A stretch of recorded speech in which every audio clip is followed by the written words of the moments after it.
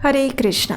555 वेदांत सूत्रों में से सर्वप्रथम वेदांत सूत्र है अथा तो ब्रह्म जिज्ञासा, अर्थात समय आ गया है परम सत्य की चर्चा करने का। हमारे शास्त्रों का कथन है कि इस अति दुर्लभ मनुष्य जन्म का एकमात्र लक्ष्य है स्वयं को जानना और भगवत धाम की प्राप्ति करना। इस लक्ष्य की प्राप्ति के लिए हमारे शास्त्रों में बहुत सारे वार्तालाप दिए गए हैं, जिससे कि पाठक ये समझ सकते हैं कि वास्तव में मनुष्य को किस प्रकार की जिज्ञासा करनी चाहिए। ग्रंथराज श्रीमद् भागवतम भी ऐसी अनगिनत रोचक कथाओं का कोश है, जिसे पढ़कर और गहन अध्ययन करने के बाद मनुष्य जीवन सफल हो जाता है। आज हम श्रवण करने जा रहे हैं एक ऐसे ही दिव्य संवाद का, जो कि श्रीमद् भागवतम के 11वें स्कंद से लिया गया है। तो चलिए आज की कथा आरंभ करते हैं।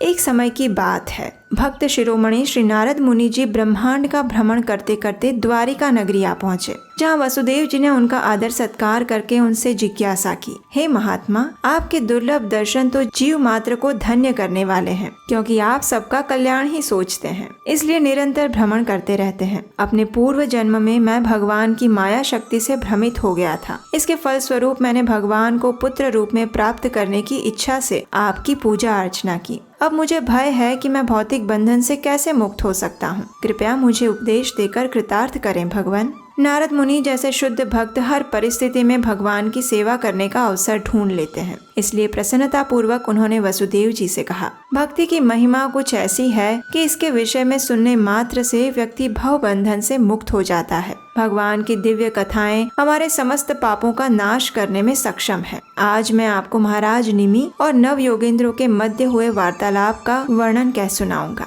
जिससे कि इस परम सत्य की पुष्टि हो सकेगी। तो कृपया ध्यान पूर्वक सुनिए। तो चलिए अब हम भी चलते हैं वसुदेव जी के साथ साथ इस वार्तालाप के मुख्य चरण में।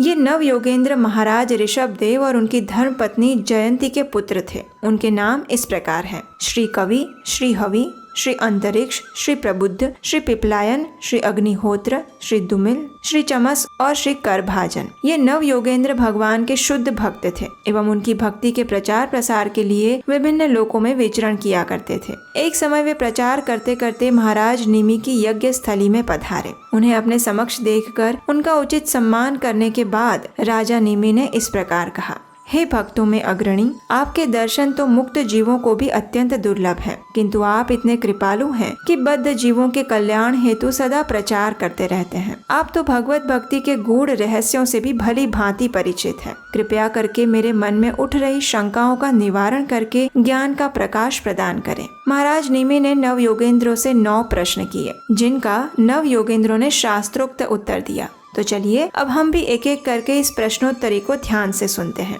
सर्वप्रथम राजा ने पूछा, ऐसा कौन सा धर्म है जिससे श्री भगवान अति शीघ्र प्रसन्न हो जाते हैं? कृपया मुझे इस भागवत धर्म का उपदेश करें। तो इसके उत्तर में श्री कवि ने कहा, हे राजन, हमें अपना सर्वस्व भगवान की सेवा में समर्पित कर देना चाहिए। यदि आप अति शीघ्र भगवत प्रेम प्राप्त करना चाहते हैं तो भगवान के विषय में निरंतर श्रवण कीर्तन करें। इस जगत की प्रत्येक वस्तु श्री भगवान का अंश है, अतः हर वस्तु को इसी रूप में देखने का प्रयास करें। भक्ति के प्रतिकूल वस्तुओं से अनासक्ति स्थापित करें। इसके बाद महाराज निमि ने प्रश्न किया, भगवान के भक्तों के वे कौन से गुण हैं जो उन्हें भगवान का अति प्रिय बनाते हैं? क्या भगवान के भक्तों की भी श्रेणियां होती है? कृपया विस्तार पूर्वक ये भी बताएं।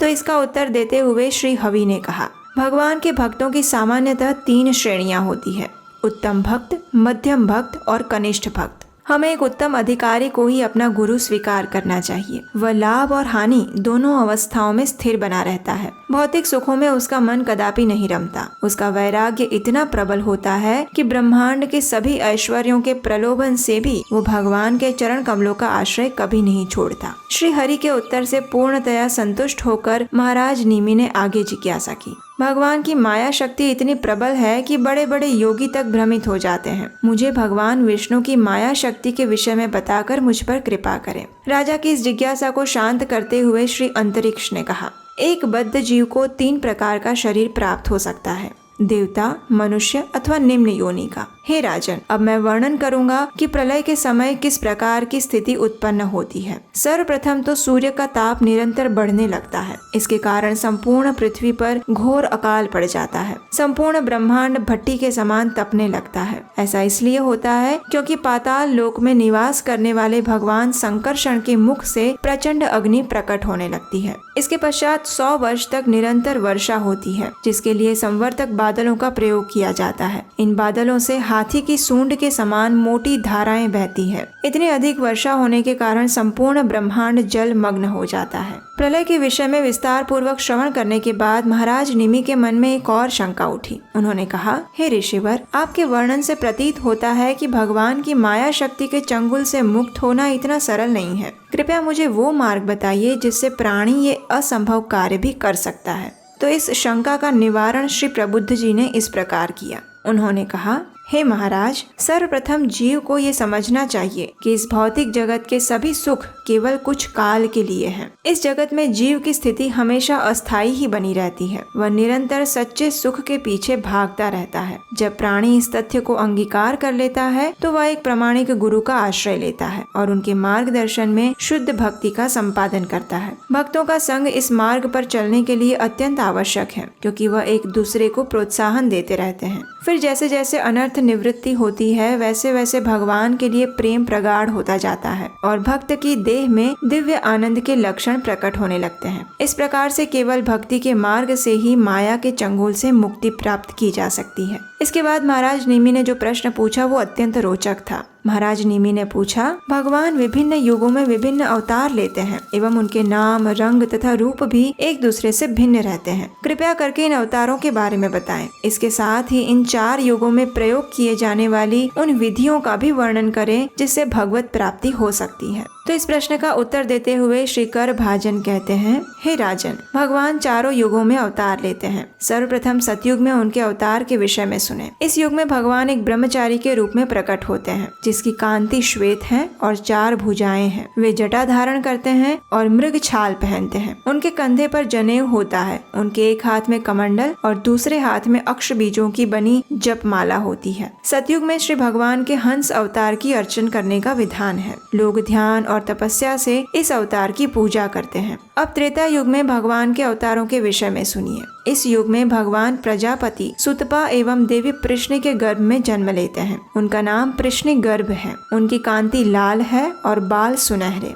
उनका एक और नाम यज्ञ भी है। द्वापर युग में भगवान पीले वस्त्र धारण करते हैं और उनकी कांति श्याम है। वे अपने दिव्य शरीर पर श्रीवत्स और कई अन्य आभूषण धारण करते हैं। इस युग में वे राजा के समान समझे जाते हैं। लोग ऐश्वर्य भाव से उनकी पूजा करते हैं। और अब हम प्रवेश करते हैं कलयुग में। इस युग में भगवान की कांति सुनहरी होती है। वे श्री चैतन्य महाप्रभु के रूप में प्रकट होते हैं और हरिनाम संकीर्तन की विधि स्थापित करते हैं। हमारे शास्त्रों में उनके अवतरण का वर्णन अत्यंत गोपनीय बताया गया है, क्योंकि यदि मुक्त कंठ से इसका वर्णन किया जाए तो अनेकों ढोंगी स्वयं को भगवान घोषित कर देंगे। ऐसा इसलिए है क्योंकि कलयुग के लोग अत्यंत निकृष्ट और पापी है। तो सारांश यही है कि चाहे कोई भी युग हो, भगवान के चरण कमलों का आश्रय ही भगवत प्राप्ति करने की एकमात्र विधि है। इसके बाद महाराज निमि ने नव योगेंद्रों से 4 और प्रश्न किए, किंतु इन प्रश्नों और उनके उत्तर जानने के लिए आपको करनी होगी थोड़ी सी प्रतीक्षा। तब तक के लिए आप इन 5 प्रश्नों और श्री नव योगेंद्रों द्वारा दिए गए उनके उत्तर के बारे में गहनता पूर्वक चिंतन करें और अपने जीवन में इन मूल्यों को अपनाकर भगवान श्री कृष्ण की भक्ति करें और सदैव उनका स्मरण करते रहें।